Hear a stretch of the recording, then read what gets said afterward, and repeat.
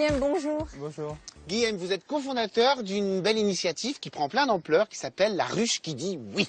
Oui. En quoi ça consiste-t-il, s'il vous plaît? Alors, La Ruche qui dit oui, l'idée c'est d'offrir un service qui permet au plus grand nombre de personnes de pouvoir faire ses courses directement auprès des producteurs agricoles locaux. En fait, de soutenir une agriculture fermière, durable, de proximité. En ville aussi?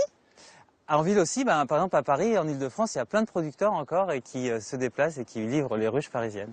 Alors comment ça se structure? Il y a des producteurs, il y a des consommateurs, il y a quelque chose entre les deux?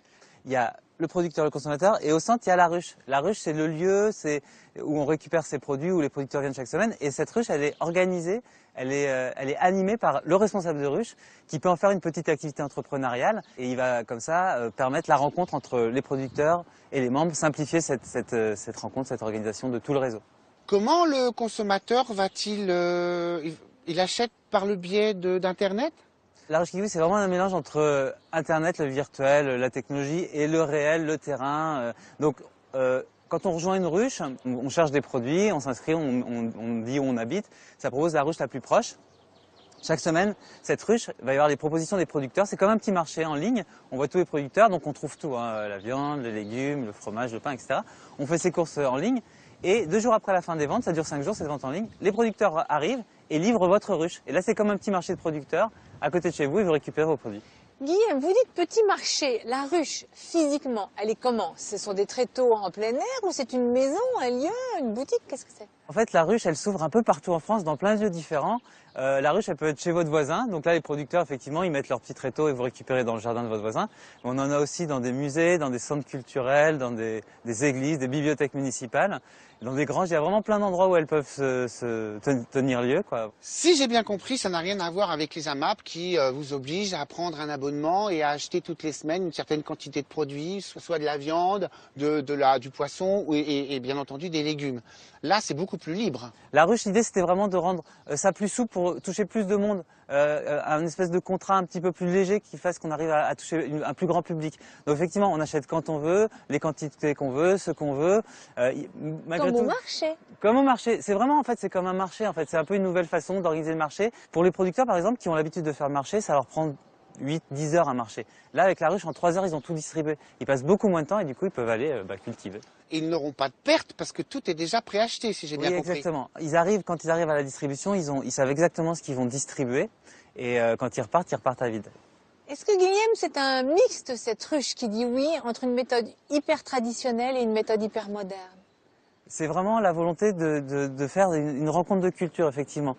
Nous, notre entreprise, on est 35 salariés. La moitié, c'est des ingénieurs informatiques, des gens qui cherchent des outils très performants pour arriver à organiser ce circuit court qui, finalement, est géré de la complexité, une grande complexité.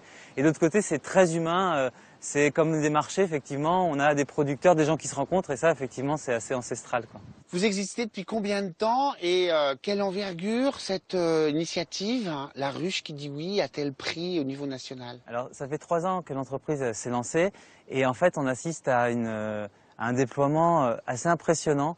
Nous, le sentiment qu'on a, c'est que quand on propose des modèles d'entreprise qui sont justes, équitables et qui ont du sens, il y a une réponse sociale qui est extrêmement forte. On le voit à tous les niveaux chez les producteurs, il y a eu un regain d'activité très fort dans le milieu agricole qu'on soutient avec ce système.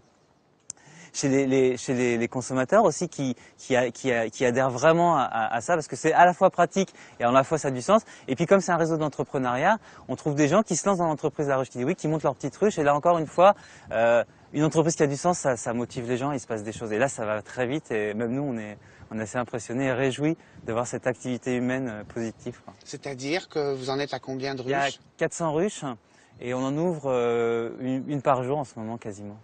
Et vous, mais comment vous rémunérez-vous? Quand le producteur fixe son prix librement, puisque encore une fois c'est une vente directe, il y a un pourcentage qui est rajouté, il y a 20% qui est rajouté, 10% vont à la ruche et 10% vont à notre entreprise. Vous avez obtenu récemment 2 labels qui sont assez différents l'un de l'autre et qui se retrouvent là, très simplement. Alors c'est vrai, on a 2 labels, un qui est celui de l'entrepreneuriat social et solidaire, donc pour les entreprises qui ont une mission sociale, avec un mode de gouvernance, avec une attention à notre mission. Et l'autre qui est jeune entreprise innovante. Et c'est vrai que cette rencontre, elle est très forte chez nous. Il y a beaucoup d'idées de la start-up, ces entreprises qui vont très vite. Nous, on cherche à faire une start-up, mais qui soit sociale et solidaire, qui arrive avec des modèles entrepreneuriales à permettre à la société de se réorganiser. Et là, notre sujet à nous, c'est l'agriculture et l'alimentation. En une phrase, si on devait définir l'esprit de La Ruche qui dit oui? qu'on puisse être autonome sur son approvisionnement alimentaire.